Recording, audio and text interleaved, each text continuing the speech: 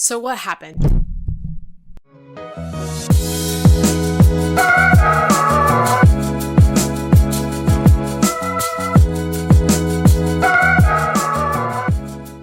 In part one, we covered what we called Trisha's early career on YouTube, but it really spanned the years of 2008 to 2015.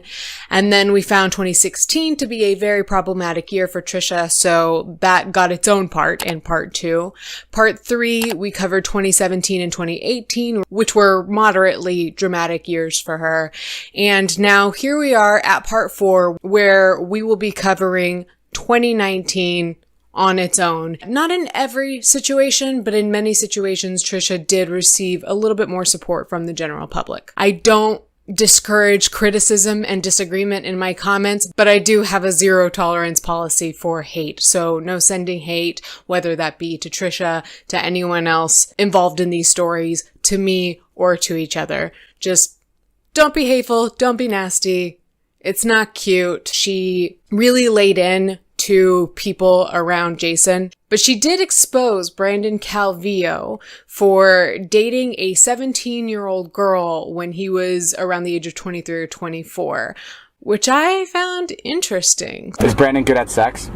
Honestly, yeah. Hell yeah, Brandon. What's up? We saw two couples, Jason and Trisha, as well as Brandon and Lacey, take to YouTube to make videos to kind of clear their names, rectify the situation, do damage control, and it didn't work. 3 days after that video was released on February 5th is when he really decided to call quits on their relationship. And it was also this day that she was admitted to the hospital on a 5150 hold. She was using these prescription pills to self-medicate her anxiety as well as drinking alcohol. And so this combination was deemed an accidental attempted suicide. Ethan put out a video on the H3H3 channel called Instagram versus Reality. I believe that was the title. And he did upset a few people, Trisha Paytas being one of them. He showed a few before and after shots and made a few jabs at her looks. He did say that she went from, I think, beauty queen to WWF wrestler. Trisha Paytas got into some drama with mukbang YouTuber Nicocado Avocado. He shared his story where Trisha Paytas really betrayed and, you know how YouTubers love to use this word, manipulated him. This is my Nicocado Avocado. She really wanted to get together with him and collab. So, of course, being a huge Trisha Paytas stan, Nick jumped at the opportunity. On the day they were supposed to collab, he was messaging her, was not getting a response. Trisha had gone ghost on him. So, at first, she didn't feel she owed him that. And then, of course, there was that weird apology. But she did come around and I guess own her part of this. During that time, really around spring and summer, we started to see Trisha kind of like glow up a little bit. That's another term I've never used before, and I think I'm going to keep it that way. Anyway, moving into August of 2019, Trisha gets into it with Jeff Wittick from the Vlog Squad. They were at a Starbucks at the same time and saw each other, apparently. She said she noticed him, and then when it was time to pick up his order, he was nowhere to be found. It almost sounds as if whether Trisha meant for it to be that way, or he took it that way, or somewhere in translation, him leaving that Starbucks looked kind of like a little bitch move. Maybe that's not the nicest way to put it. A cowardly move. Because he wanted to make things awkward. That's his way of dealing with, that this situation was already awkward, so he's gonna make it more awkward. And that's how he gets back at someone. Jeff, honey, you probably should have just let this one go. Because I don't think you can make running out of a Starbucks look tough at all. But he did say that the reason he makes things awkward is because he can't go around assaulting everyone. So of course, that was a problem. On Instagram, she went on a huge rant. I'm not sure. I think she took to Twitter as well, and she posted her own YouTube video where she talks about this. She did point out that essentially shining a light on this implication that if Jeff had his way or wouldn't get in trouble or what have you, he would have assaulted her in this Starbucks. Trisha had probably her biggest scandal of the year, which was her video coming out as transgender. She received a ton of backlash, as you can imagine, for this video. I think largely because Trisha has been known to troll in the past. She apologized for hurting any one of her fans or audience members, but not for how she feels. And in some way or another, she did receive a good bit of support from kind of some of the front runners in the trans community on YouTube. At first, Blaire White did not receive this well, though I thought Trisha said in a video after her apology that it was Blaire who helped her come to the realization that she was questioning. Trisha later changed her tune and said that she was questioning rather than being just straight up trans. She was questioning. I don't know if she said it was Blaire because Blaire didn't care for her and the trans claim at that time. Maybe it was Gigi Gorgeous. Again, if that's something that you have the answer to, please drop it down below. It's not integral to the story. She did talk to some people within the trans community, and some people were very supportive. Someone helped her reach the conclusion that she was questioning. I saw Gigi Gorgeous really kind of validate her identity as a trans man completely, while at the same time condemning a lot of the language that Trisha used in her coming out video. I was shocked. I was a little bit offended. I was a little bit confused. I was a lot confused. And I was just flabbergasted because now, you know, like YouTube videos, there's clickbait, there's shock culture, there's all this stuff. You never know what is real. This is a very serious topic at hand. And I firmly believe that when someone tells you who they are, what their label is, how they want to be identified, you have to believe that person. Trisha said, I am a transgender man, and that is exactly how I will view him. I saw that Kat Blaque had some mixed emotions, but ultimately did state that it is not her place or anybody else's place to really tell people how they identify with their gender and how they should present that gender, because it is important to note that Trisha is very girly, like I said, very femme. Gender and sexuality are incredibly personal, and I personally don't believe that you have the ability to either validate or invalidate somebody's gender identity. I don't think that that's something that you can do. You might not understand it, but that doesn't mean that it's not valid. And what I'm hearing her say is that she is somebody who is gender fluid, non-binary, etc. I think more along the lines of gender fluid, because she talks about being, you know, a boy some days, a girl other days. While I do think that, you know, this is a case of the blonde who cried wolf, you know, come out as this, come out as that, and she's done a lot of disingenuous things, I also didn't necessarily read this particular video as disingenuous. I read it as she's confused, she doesn't quite understand some of these conversations, but I felt that what she was expressing was genuine for her, for where she is at this moment in her life. She said that she had no plans on medically or surgically transitioning. She mistakenly used the term fully transition in reference to having sexual reassignment surgery, or is that called correction surgery now? Please, if I'm using the wrong PC term, I apologize. But surgery nonetheless. So according to some, that disqualified her claim as a trans man, where Kat believes a little differently, that gender is an experience that is just so different for everyone. So according to her, she said, paraphrasing here, you know, I can't tell Trisha how to identify or how to present herself, but because she feels like a woman sometimes, she feels like a man sometimes, she seems to be gender fluid, which I think is a very fair assessment if it's even our place to assess people's gender identity. I think Trisha was very confused. So in terms of what I think of all this, I mean, it was a big mess. Like I said, I understand why the YouTube audience was pissed off, not because of the information she was spreading in this video, but really just because they were tired of her trolling and figured this was another troll video, this was another cash grab, etc.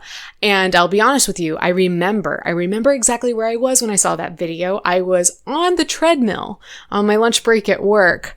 I saw that video and I remember being so pissed off, I think for that very reason, but at the same time, not entirely sure or pinpointing why I was angry with the video. I was just angry and fed up, and that was one of those times in Trisha's presence on YouTube where I said, okay, this is it. I need to unfollow. I can't watch Trisha's videos for a while now. I've told you guys that I have kind of gone off and on with watching her content, and that when I started my career on YouTube, I was subscribed to Trisha, but not following. It was that video that caused me to unfollow and decide that watching Trisha's videos was harmful to me and my mental health, and it was making things icky. I didn't feel like it was enriching my life on a regular basis. Now, what I think about it today, I don't think that I have the right to be upset, because that is not my place to assess. And I think this is a prime example, and of course we're going to see this again. Let me throw up some clips here where Trisha talks about her troubles with identity. Lately I've been going through a little bit of an identity crisis. I really never struggled with an identity before, like knowing my identity. I knew who I was. I'm a Caucasian woman, single, 29.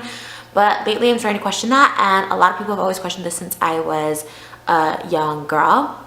My eyelids are extremely like dark and oily, which a lot of people have noticed, and he said that's like a really like predominant thing in like the African American cultures. And so many people will joke in the comments like, what Trisha are we getting today in reactionality? Who are getting different personalities inside of Trish. So this sounds crazy. I sound like I am losing my mind. Japanese pop star Trishi. This is my first YouTube ever, but it's not gonna be my last. I just always like connected to females more, even like the heterosexual ones. I just always have connected to them more. I have talked about dating a girl in the past, and I totally have. I've really come to the realization that like I'm never happy in a relationship with a guy. The only time I'm happy is when I'm around girls and when I'm in relationships with girls. So do I think I'm transgender? Yes, 1000%. Do I identify with my natural born gender? 1000%. But I'm a chicken nugget, and that's what I'll identify as. And I don't think I should be discriminated against, and I don't think I should be talked down upon, and I don't think I should be called crazy for identifying as such. I no longer have an identity. I don't want to be identified as Trish. I don't want to be identified as Trisha. I don't want to be identified as female. I don't want to be identified as anything, because I no longer have an identity. I have no identity. None. And that second one, good God, you know we're going to put a pin in that, because we know we're going to visit that in 2020. But I think it is shown, it has been very apparent for a very long time that Trisha has been going through some sort of identity crisis for as long as she's been in the public eye.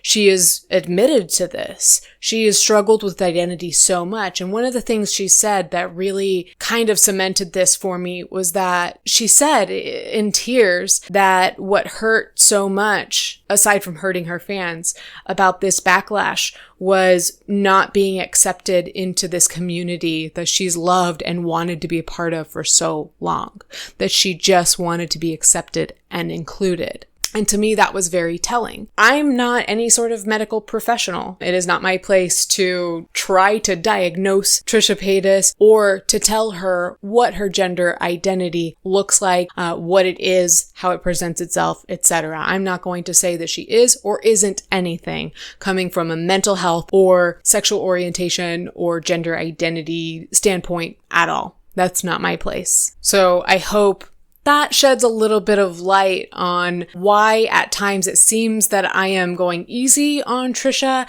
It is not that I want to go easy on her. There are just certain topics where I feel it is not my place to invalidate anybody's claims, no matter how much they've trolled in the past.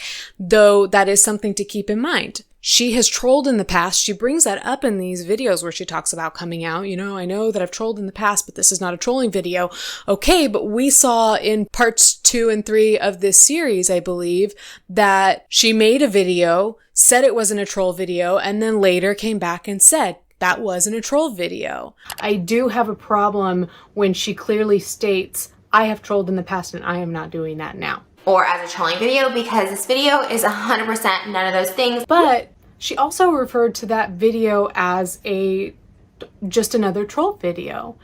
She called it satire. But I just overtly dumbed myself down. Like, in a way, it was kind of like satire, and I thought it was funny, and it was a troll video, and it worked. When it came to politics. So we really don't know when to believe Trisha. So I understand that frustration completely. In fact, that was my frustration initially. For me, it's somewhat a matter of not knowing when to trust what she's saying. But I think the bigger issue for me is that Trisha Paytas seems to speak out before doing her research in terms of coming out as something. Yeah, sure, sometimes we all speak on things without knowing all the facts, but when it comes to a coming out video, whether that be related to gender identity, sexual orientation, or mental health, those videos are usually taken very seriously. They usually get a lot of visibility, and you're making a really big and important statement about yourself and your identity. So I wish that Trisha, in this situation, but again, we'll revisit this in another situation, I wish she had had a stronger understanding of what it means to be trans before identifying as such. Because while she may be a trans man, some of the statements she made were not consistent with what qualifies a person as a trans man. Now, she did go on Entertainment Tonight on a show called The Doctors, and she spoke to one of the doctors, I guess. I put that in quotes because I don't know the show and I don't know who this man was she was talking to. But she talked about these thoughts that she has about wanting to be a man, wanting to have male parts, etc. And that doctor assessed her essentially and said that she meets the qualifications of a trans man. Yeah, it makes sense because it doesn't actually fit under the normal idea of what a transgender person is. But I actually believe, as an advocate here for you today, I actually believe that you are a transgender person. And I also want to say that it's not binary. You know, we don't have to choose between these poles. And I love, you know, you light up when you talk. You light up and you're still figuring out, and that's okay. And, you know, when we talk about gender is between your ears. It's in your brain. So the fact that your assigned sex at birth was female, but in your brain you feel male, that to me meets the classification for a transgender person. So yeah, I'm not going to say whether or not she is a trans man, but I will say that certain things like saying that she's attracted to gay men as support for this conclusion is horribly misinformed. Who you're attracted to has far more to do with your sexual orientation and sexual preferences and nothing to do with your gender identity. That was, I think, the big glaring statement, though there were a bunch of little things. A lot of the things I mentioned about sometimes wishing she were a guy because then she would be seen as confident versus bossy. She also said that she gets along better with men, has a lot of male friends. I don't think any of this really supports the notion that somebody is a trans man. Like I said, I don't think that these are issues of gender identity, and I think that's what some members of the trans community were critical of her for. So overall, those are my general thoughts on that. Yeah, that was a really, really stressful, tough, difficult situation for everybody involved, including the YouTube audience. This is a super quick reminder to like this video and subscribe to my channel if that's something you want to do. If that's not something you want to do, just don't. I'll shut up and start talking now. So, November of 2019, some drama popped up between Trisha Paytas and Gabbie Hanna that might be the drama that really kind of started my career on YouTube. Suffice it to say, I've covered this story a lot on my channel, so you can hear me talk about it in a number of videos. I'm just aimlessly pointing my fingers, hoping that I'll put some screenshots on the screen. Sorry, Alicia, in editing. But in a nutshell, even though I'm horrible at nutshells, Trisha spent some time with another YouTuber by the name of Gabi Demartino working on some sort of project on Gabi's channel, some sort of like multi-part series. Gabi Demartino is a mutual friend between Trisha Paytas and Gabbie Hanna.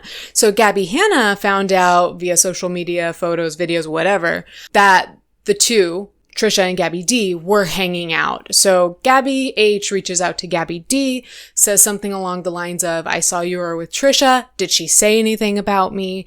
To which Gabi D said a little bit of a white lie in saying, no, she didn't say that. She just thinks you don't like her. To which Gabbie Hanna kind of was like ready to go. And she was like, can I please approach her about this? Gabi D told Gabi H, no, I don't want to be involved in this. But Gabbie Hanna pushed and thus confronted Trisha Paytas. And she's later told us, actually here recently, that she had been looking for an opportunity to confront Trisha Paytas for a very long time because she had sensed and known that there was some sort of tension between the two of them, that Trisha didn't like her or something like that, and really wanted to talk to her about why. So that happened. I guess the two women spoke about why Trisha doesn't like Gabi, and then Gabi took to her Insta stories to rant about the situation, but also to poll her audience. We know how loyal her audience is, but to poll her audience to ask whether or not she was in the wrong in this situation. Is it wrong of you to say, hey, just so you know, I've heard this, don't know if it's true, but this person told me, talk to them about it, ask about it. Is that fucked up? I'm just genuinely curious. So what's the situation? Most of you guys probably already know. Around the time that Trisha Paytas met Jason Nash and started sleeping with him, Jason spoke about this in front of Gabi, and Gabi claims that she was holding on to some information that was given to her by a close mutual friend, a trusted source, that Trisha Paytas had an incurable disease. One that she felt Jason should talk to her about, as they were now sharing a bed from time to time. Now, that already to some of us is a problem, but what's even a bigger problem is that Trisha didn't have that disease. So, I still want to know. If this somehow reaches Gabi, please tell us what the deal is with this friend. Please tell us. So, here's my issue with that. I've said it before, so I'm going to give you my truncated version. These are not friends to be spreading information about your sexual health to other people, particularly people that you're not even really friends with. So that's not a friend. A friend wouldn't lie and make up a story about you having an incurable disease that you don't have. And a friend, if they did make those kinds of egregious missteps, would probably step up and be like, hey, this is my fault. We know nothing about this friend. So something's missing, or Gabi needs to have a talk with this friend. Now, she should have had this talk with that friend before talking to Jason. Gabi talks about being conflicted as to whether or not this was the right thing to do. That's what she talked about in her Insta story, asking her audience, is this messed up or is it being responsible? Is this gossip or is this being a friend? To talk to Jason and say, hey, check this out, talk about it. Here recently, she said she still doesn't know whether or not that was the right move to make. And I am saying now, as I've said before, the reason Gabbie Hanna was so conflicted about whether or not, is still conflicted about whether or not that was the right move, is because that was not her information to give. So she really never should have held on to that information. She never should have received that information, and she should have spoken to this friend before speaking to anyone else. I've said that enough. But after Gabi released these Insta rants, Trisha took to YouTube to just tell the whole world what exactly it was about Gabbie Hanna that didn't sit well with Trisha. 2 times I've met this YouTuber. Her name is Gabi Hanna. I keep texting her, telling me to leave me alone, that I literally never think about her, and she literally responded, you talk about me all the time. I don't think about her ever. I have one issue with Gabi Hanna. So I finally had to be honest with her. I told her what I tell everybody because it's one of the scummiest, lowest things that has ever happened to me, and she's never once apologized. She thinks it's totally fine. Gabi, have we slept together? So she told us a good bit, but really she just was very straightforward about why she doesn't like Gabi, because this situation happened and Gabi told Jason at the time that Trisha and he were starting to sleep together this lie. Now, what happened soon thereafter was that another YouTuber who was previously a Viner by the name of Jessi Smiles spoke up.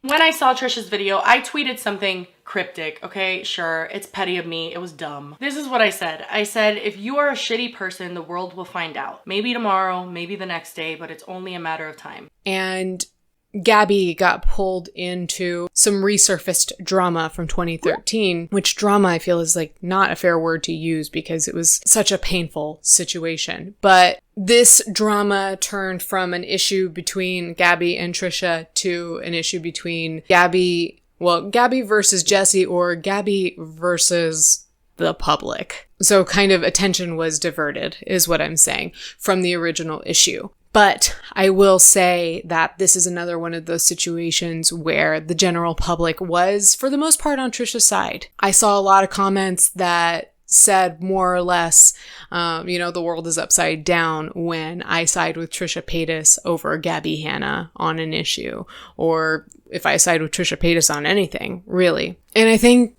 let's entertain the notion that Gabi didn't necessarily do the wrong thing by looking out for Jason, by talking to Jason. Trisha certainly didn't do anything wrong in that situation, and Trisha certainly reaped consequences that she didn't deserve. She had lies spread about her to her new sexual partner, and then everyone who was involved in between.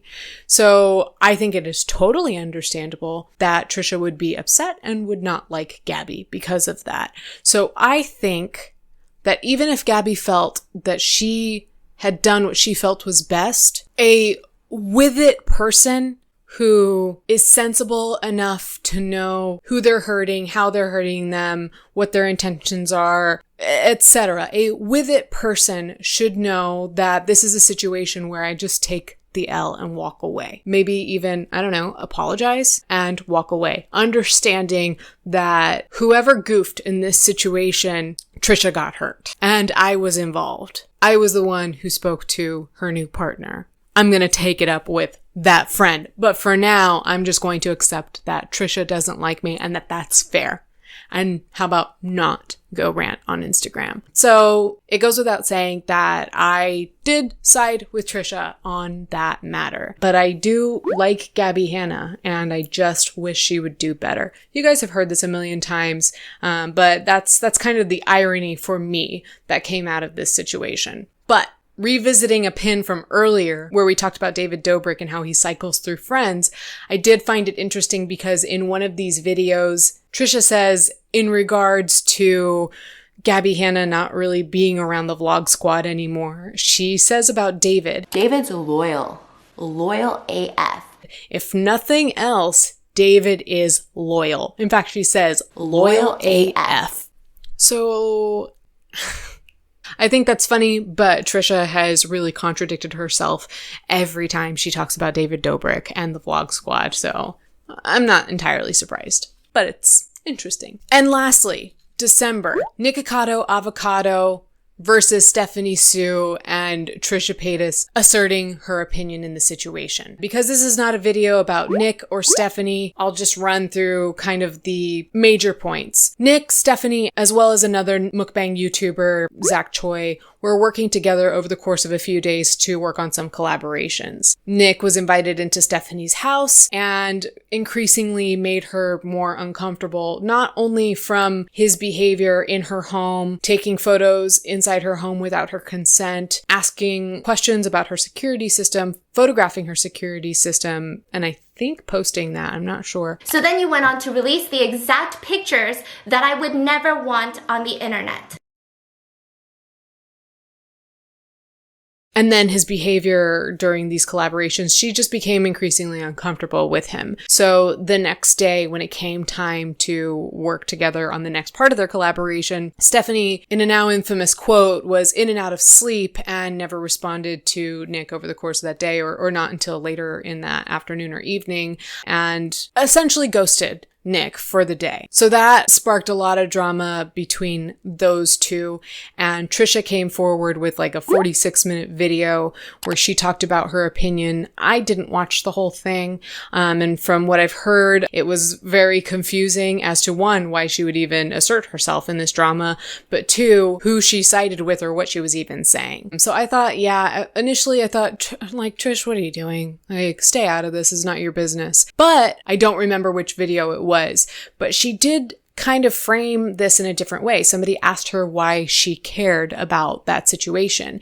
And she said, because, and I'm paraphrasing here, because the same thing that happened between Nick and Stephanie happened between Nick and Trish. And yet the public responded to the two situations very differently. She kind of compared Stephanie to the popular good girl in school versus Trish, who is like the unliked bad girl kind of character, and how we, in the same situation, will treat these two types of people very differently, where the latter is kind of the girl who cried wolf, and the former is somebody that we believe and support, etc. So when Trisha framed this situation in that way, I understood. It made a lot of sense to me. It went from making no sense to making all the sense in the world. But then cut to a few months later, she says in a video this. When I was in my drug binge earlier this year, I didn't have anything to do videos on, and I was just following that drama, and I was like, let me put my 2 cents into this.